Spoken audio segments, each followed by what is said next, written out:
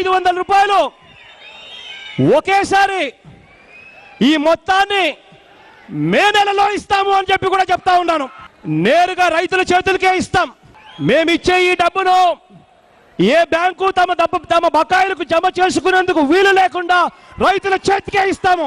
ఆత్మహత్యలు చేసుకునే పరిస్థితి లేకుండా రైతు బతకడానికి వైఎస్ఆర్ రైతు భరోసా కింద ఇస్తున్నాము. ఈ డబ్బుతో ఏం చేయాలి అన్నది ఆ రైతు ఇష్టానికే వదిలేస్తాం. ఏ పంట వేయాలి అనేది రైతు ఇష్టానికే వదిలేస్తాం. ఎలా చేయాలి అనేది రైతు ఇష్టానికే వదిలేస్తాం. వైఎస్ఆర్ భరోసాగా ప్రతి రైతన్నకు తోడుగా నిలబడతాం. మేమిచ్చే ఈ కార్యక్రమం వైఎస్ఆర్ గారి మాదిరిగా ఇస్తాం. అర్హులై ఉన్న ప్రతి ఒక్కరికి ఇస్తాం.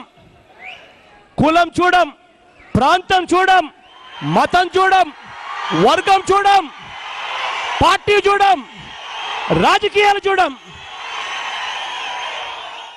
86% రైతాంగం చిన్న సన్నకారు రైతులే. 66 లక్షల రైతుల కుటుంబాలందరికీ 50,000 అంటే 33,000 కోట్ల రూపాయలు ప్రభుత్వం తరపు నుంచి వచ్చేట్టుగా చేస్తాం. రైతులను అన్ని విధాల మోసం చేసి చంద్రబాబు నాయుడు గారు ఇచ్చింది ఎంత అంటే కేవలం 11,000 కోట్ల రూపాయలు.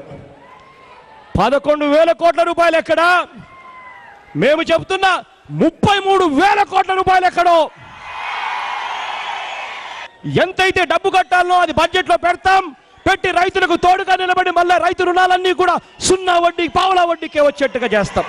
రైతులకు 3,000 కోట్ల రూపాయలతో ధరల స్థిరీకరణ నిధి కూడా తీసుకొస్తాం. గిట్టుబాటు ధరలకు హామీ ఇస్తాం రైతులందరికీ కూడా.